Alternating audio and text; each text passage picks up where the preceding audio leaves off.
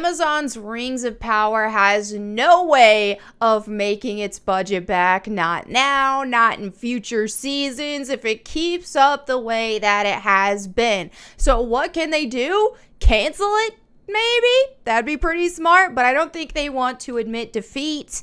And they want to give it another try. So the rumor mill has it that they are rebooting Rings of Power already.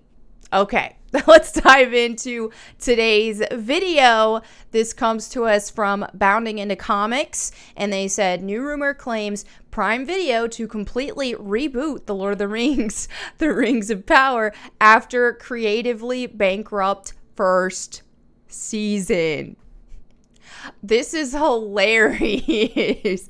To me, a reboot this soon admits more defeat than just canceling it ever could have. But anyway, let's just read the article and go from there. A new rumor claims that Prime Video will be completely rebooting The Lord of the Rings, The Rings of Power, following the creatively bankrupt first season, which chose to throw out Tolkien and replace it with intersectional feminism. Yeah, maybe, I don't know, focus on the actual story and accuracy and making fans happy instead of shoving a political message in our face all the time. That'd be a good idea. This rumor comes from the YouTuber Gary of Nerdrotic, who says, we have heard the rumors from my man, Chris Gore, that the showrunners might end up being Fall Guys, and we might have to wait till after award season to see if that actually happens. He then adds, I also heard that they're going to go for a full-on reboot with this series and try to pretend that the last 2 months didn't happen. Roll out the publicity, maybe roll out some more influencers, and try to get people to binge The Rings of Power. Good luck. So true. And talk about like Lord of the Rings expert, super knowledgeable, Nerdrotic. His Lord of the Rings of Power videos are amazing. I'm sure most of you who watch my channel know who he is. But anyway, Gary went on to state, and to add to that, what if I told you that the Rings of Power did not start this way? What? It was never meant to be a woke intersectional disaster. It didn't have, not Gandalf. It didn't have repurposed hobbits. It didn't have Halbrand as Sauron, and it didn't have warrior Galadriel. So it sounds like it actually had more potential before any of that changes went down. What if I told you this show was usurped by people like Lindsay Weber and Jennifer Salk? And what if I told you that the fan attacks came from the top? More on that in my next Rings of Power video, he teased. Whoa! All right, Nerdrotic, I'm ready. Which, by the way, guys, check out his video if you guys have not already. Bolstering the rumor he heard that Prime Video will reboot the series moving forward. He speculated the show will see massive viewer fall off in the second season. I mean, which is, I 1000% believe it, and they need to do something here. If they're not just going to outright cancel it, they have to do something, because season 1 was extremely underwhelming, and season 2, by design, is only going to get less viewership than season 1, unless they pulled something magically amazing. But given what we've already seen, I just don't see that happening. All right, and so then Nerdrotic said it didn't need to be this way. I think we'd all love to be rooting for a good Lord of the Rings show, but that is not what this is. This is an Amazon product, and it has very little chance of succeeding with the same people after 2 years. This is really well said. I really like this statement, because a lot of people who watch us, like Nerdrotic, Critical Drinker, the Friday Night Tights crew in general, myself, they watch us, and some people will just say like, oh, you just want to hate. And I mean, I speak for myself, and I think that I speak for them to some degree at least when I say this isn't what we want. And the reason why we even talk about these topics is because we are passionate about them. We're fans of either the properties themselves or a previous version of them. And so in this case, we're Lord of the Rings fans. Gary is a massive fan of the books and the movies, all that. Super fan. I'm a fan of the Peter Jackson trilogy.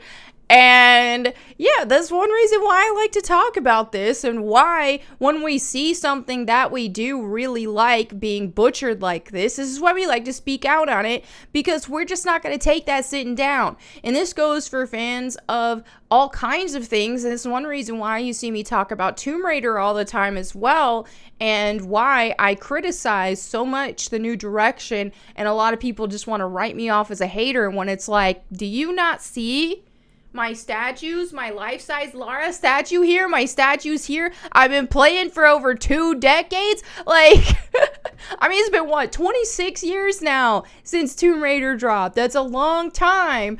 And it is my most favorite franchise ever. So, of course, I will talk about it. And of course, when I see it transform beyond recognition, I will talk about it. And that's the same thing that's going on here. We do not want to see Rings of Power fail. We don't want to see any version of Tolkien's work being brought to the big screens or your home screens, wherever. We don't want to see those fail.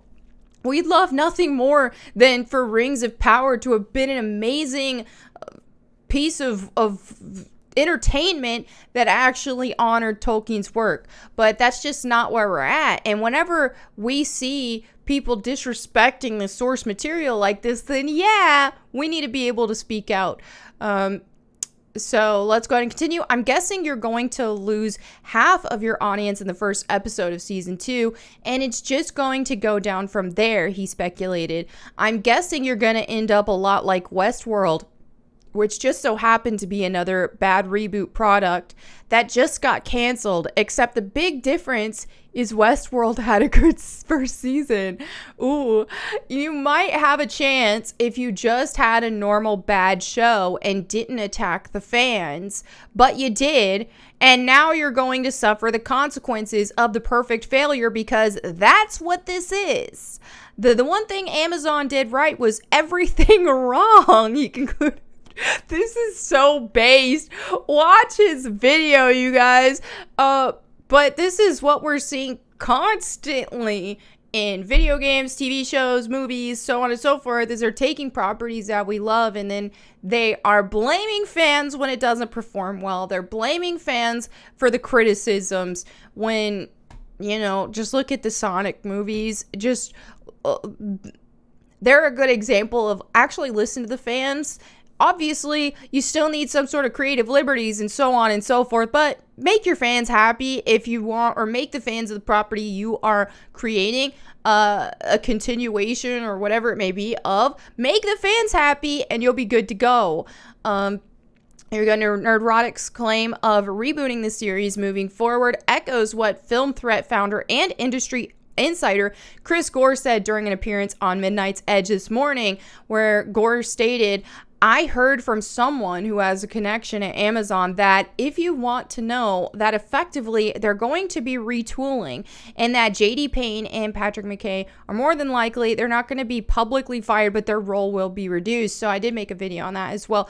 Potentially just remaining in the writer's room, he added, but my understanding is they're looking for more experienced showrunners.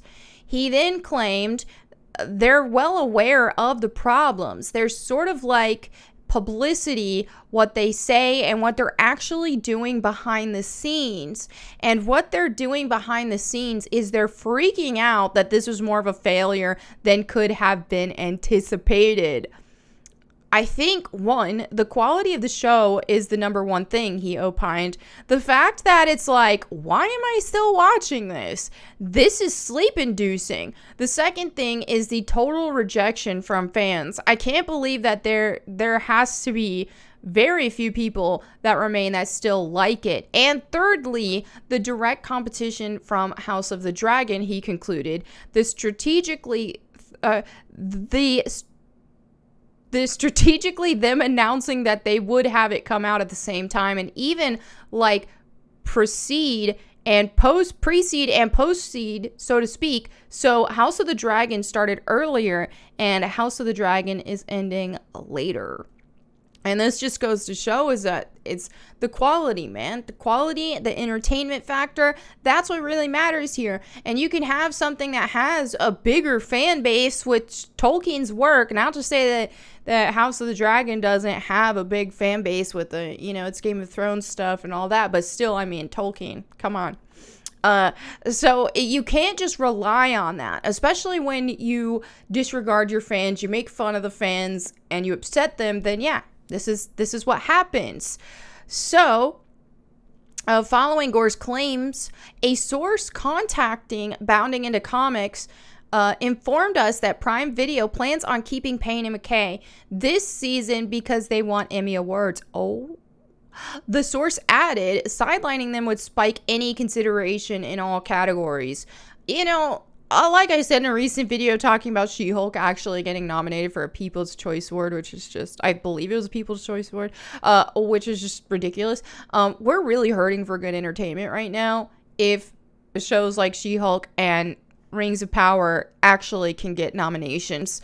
But that's just where we're at. Payne and McKay have made no sign that they are getting sidelined. Just ahead of the release of the season finale, Payne revealed they plan to focus on Sauron for season 2. Now, I will say, Halbrand / Sauron is the best character, bar none, no comparison to anybody else in Rings of Power. He's actually, I feel like, was mostly well done for the most part, but unfortunately just not enough to save the absolute mess that they made with Galadriel, that they made with the overall story in general, just being absolutely insufferable. Okay, so he told The Hollywood Reporter, season 1 opens with, "Who is Galadriel?" Well, we got a completely mixed up version, and it did not answer that question. It more like, who is this Galadriel imposter? Where did she come from? What did she suffer? Why is she driven? We're doing the same thing with Sauron in season 2. We'll fill in all the missing pieces. Okay, well, if he's going to be the main character of season 2, it will be better than season 1. Because Galadriel is the worst part of Rings of Power. So focusing on Halbrand with him being a better acted, better portrayed in general, better written, then it can't be worse. I mean, maybe I'm speaking too soon. McKay added, Sauron can now just be Sauron, like Tony Soprano or Walter White. That's just so hilarious how they're comparing. Okay, he's evil, but complexly evil.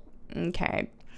We felt like if we did that in season 1, he'd overshadow everything else. He already did overshadow everything else, in my opinion, because everything else was garbage, and he was the only decent part of the show. We're really excited. Season 2 has a canonical story. There may well be viewers who are like, this is a story we were hoping to get in season 1. In season 2, we're giving it to them. This is just one of those things where I think it's probably going to be too little too late. Yeah, we'll see though. Speaking of Vulture, following the season finale, the two showrunners also indicated they learned significant lessons from season 1, and they will apply to the second season. Payne revealed, on a show, we have a lot of time to get to know the characters, to go deeper into mythology and lore. Some scenes we shot didn't even make it into the final edit. When you put them up against the larger stakes of the world, they didn't quite punch their weight. Even with small character scenes, you need to have a sense of how it connects to these stakes and will contribute to the whole. McKay also detailed, in Middle-earth, everything at the end of the day is about the fate of Middle-earth. It wants to tie back to the battle of good and evil and the temptation of power. It's a high bar for anything to clear to deserve a spot in the story. Starting this journey 5 years ago, JD and I had an idea of what that bar was. having gone through the process, we have more specificity of what really feels like Middle Earth and what doesn't. Hopefully, we have raised the bar for the show going into season 2. Honestly, I don't think there's a lot of hope for this. I do think it's too little too late. And I think just a lot of people's bigger issues here, apart from, the obvious with the characters, with all the changes in the characters, and Galadriel being the most egregious one. And she just doesn't fit Galadriel, not in appearance, not in action, not the way she's written, not in any way. She's just not recognizable as Galadriel, apart from being a blonde elf. A very short one compared to how tall elves are supposed to be at that. And I'm still pressed about that. We need a tall Galadriel back. All right, anyway, so there you have it for today's video. Thank you all so much for watching. Let me know what you think in the comments below. I'll catch you next time. And in the meantime, go boom.